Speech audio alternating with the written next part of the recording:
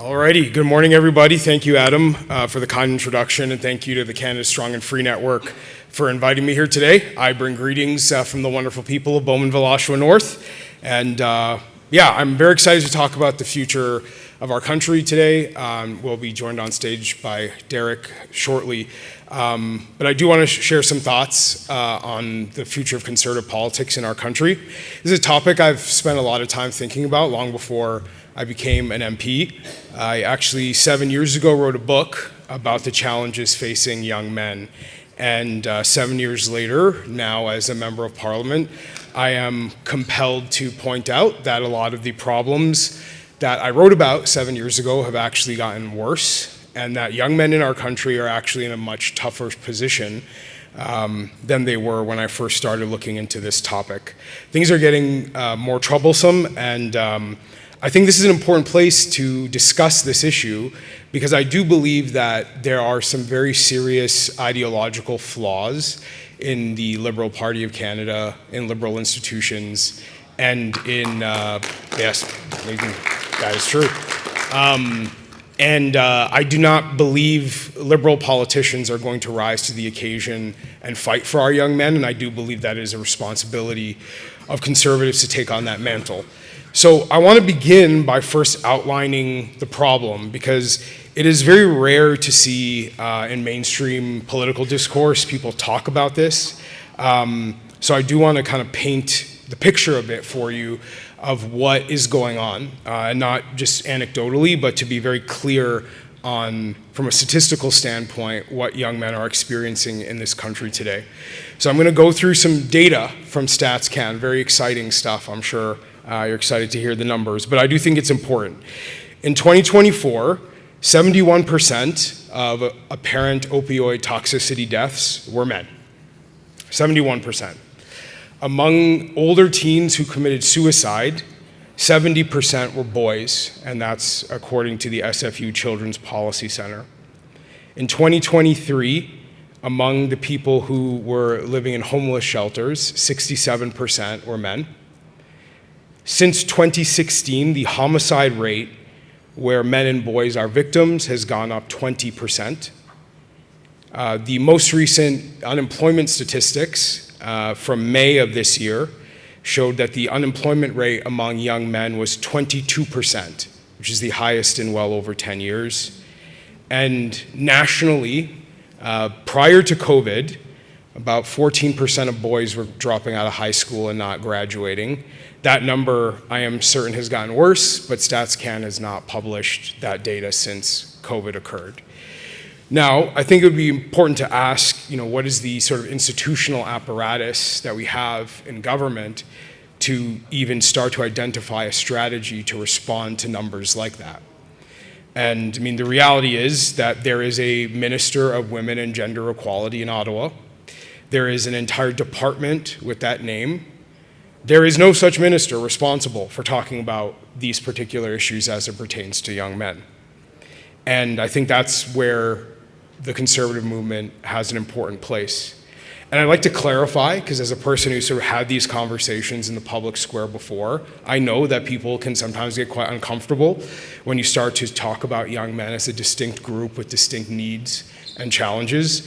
I encountered this same discomfort when I first wrote my book 7 years ago, but I have no intention of downplaying any problems, real issues that young women face. I have no intention of downplaying any of the challenges that all people face. My objective really is to simply highlight that our young men are being overlooked, marginalized, many of them feel forgotten, and there is an institutional failure to respond to that feeling. Young men are screaming silently in our country right now because very few institutions are willing to hear them. So with all of these statistics available, I think it's important to ask, well, why doesn't this register politically? Why doesn't this register in policymaking circles? Why isn't there a task force or initiative or all the other things that governments like to do to demonstrate to the public that they're taking a problem seriously? And this is where I think it's important to really highlight where liberal politics is failing and liberal ideology is failing. The first part that I'd like to point out off the top is that liberal ideology and liberal politics is committed to a particular way of looking at gender that I think makes it difficult to even raise the issue.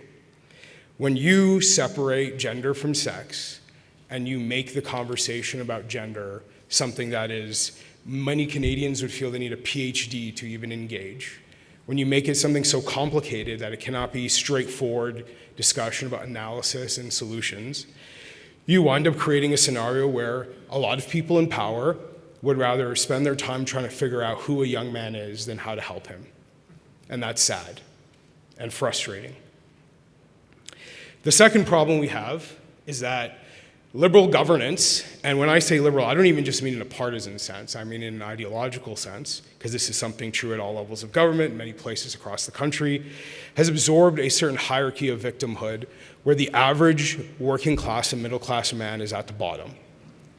Now that hierarchy of victimhood is sometimes called DEI, and it goes by a variety of names that sound very nice and compassionate.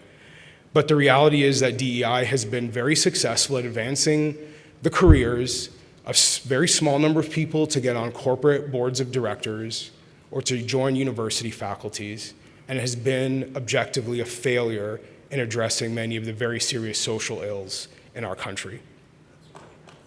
Yeah. There are many institutions in Canada right now where if I gave them those statistics that I just read to you, they would first want to know what color those young men are before they would start to care. And I think that is abhorrent. And a third serious problem with liberal governance is related to immigration. So we have embraced in this country, through 10 years of liberals running the federal government, an economic and immigration philosophy that devalues young men in the labor force. This is going to sound harsh, but I think it needs to be said. At the cost of increasing youth unemployment to levels we have not seen in a very, very long time, liberals have opened Canada's borders to enable an unprecedented level of immigration, including a variety of temporary worker programs. This approach to managing our economy means that businesses and governments can effectively abandon responsibility for Canadian youth. Because if our youth are ill-prepared for the jobs that are available or unwilling to work those jobs at the wages being offered, businesses and governments can simply fill those roles by bringing people in from elsewhere, instead of investing in or training or caring about why those young people aren't filling those jobs in the first place. They have decoupled the health of our economy from the health of our young people in doing so. And practically speaking, that means young men are not treated as essential to the future of the Canadian economy. If Canada's labor supply is unlimited by opening borders up to the entire world. Liberal economic philosophy has left young men on the outside of the labor force, and the metrics that have been typically used to measure our economy, like GDP, for example, do not reflect the quality of life of young Canadians. This is really important to emphasize, I believe, because I think in a healthy society, it would be one where you care about the future of where your country is going, and that you're actively measuring your success as a government or as stewards of an economy based on how young people are being prepared for the future. But basic things like home ownership statistics, for example, make it obvious that young people are struggling to get ahead. And there's very little sense of urgency around this. It is not regarded as the crisis that it should be, and it is my contention is that is in part explained by the decoupling of our economy from our young people. So I will give you a practical example of what I mean, something that I believe in a healthy society would be a controversy, something that everyone in this room would be aware of, something that we would be talking about, there would be news reports on, it would be a big deal, and yet it's not. So in my home province of Ontario, I know the Premier of Ontario was here a couple months ago for Stampede, and I'm sure he didn't talk to you about any of this stuff or anything serious. He'd think he came here to eat your pancakes, probably. But Doug Ford is funding a special program at George Brown College to train 50 students to become building code officials. Sounds like an okay idea. The program is free, which is code for taxpayers are paying for it. But it is, and I'm going to quote, only available to newcomers or immigrants with a background or education in construction, engineering, or other related fields. Now, when I say that this is the kind of thing that should be a controversy, what I mean is that when you're in an environment where 22% of young Canadian men don't have jobs, and you are funding training programs that deliberately exclude them from getting an opportunity, it should be outrageous. It should be outrageous to do this generally, but certainly with those unemployment numbers happening at the same time. And at an institutional level, nobody really seems to care about this. It's not offensive the way that I think it should be. I'm offended by that. Yeah, I am. I'm offended by that. For Doug Ford and politicians like him, like the Carney Liberals, for example, this is normal. Right? It's a normal course of business. The alarm that I'm trying to ring about young men is an alarm they could have and should have heard long ago, but they are just frankly not concerned. They would rather, pour a bottle of Crown Royal on the ground so the media will call them a patriot. But there's a substantive difference in what we think patriotism means, right? Like, I believe that patriotism is caring for the young people of this country and putting their needs at the forefront. They don't.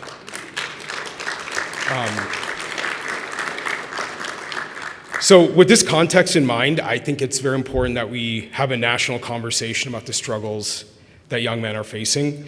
I think we need to hold politicians and governments accountable to doing something about these crises that are affecting the next generation of Canadians. And I think the first step is ensuring that we are having a serious and honest discussion about what's happening to our brothers, our sons, our neighbors, and our friends.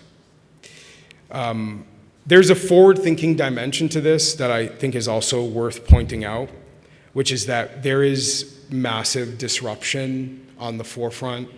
AI technology is going to change a lot of industries. It's going to change a lot of jobs.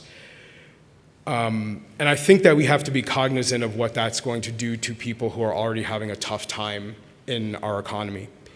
There are indications that the youth unemployment number is in part a result of AI eliminating a series of entry-level positions across the economy that ordinarily would have been filled by university graduates, particularly male university graduates.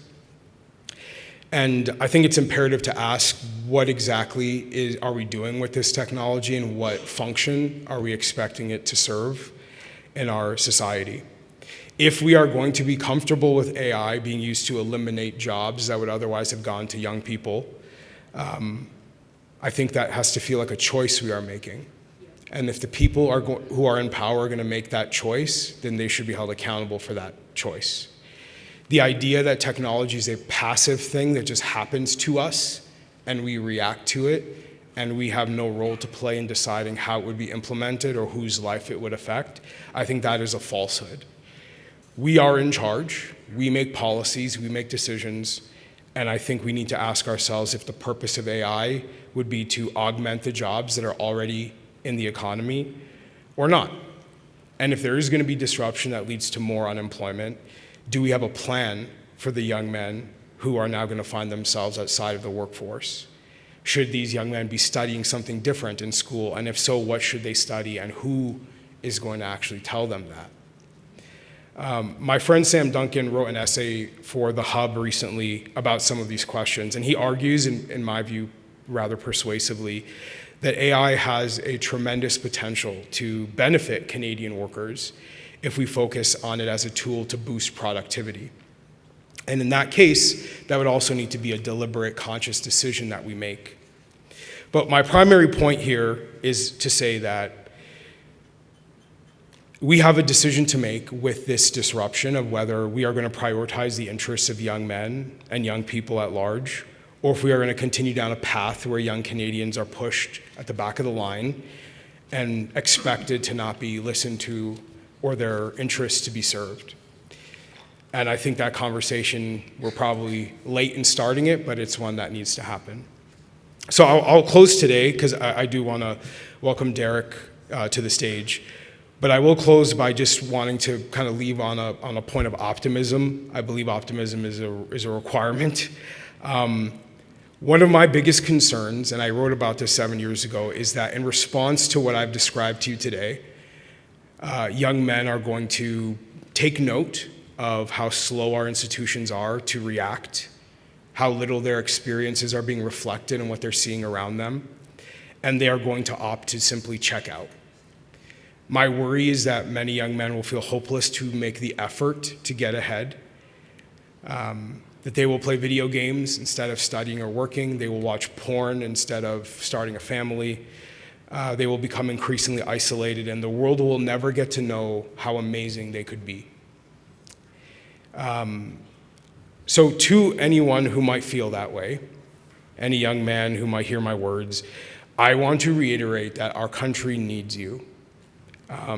The future of our country depends on you taking control of your future, living up to your potential. We need you to get an education. We need you to start businesses. We need you to have families. We need you to buy a home. You are the hustlers and the strivers, the dreamers and the builders who have always shaped Canada and will continue to do so. And I am a member of Parliament precisely because I believe in you. I believe in the young people of this country, and I believe they are worth investing in, they are worth prioritizing, and they are worth empowering.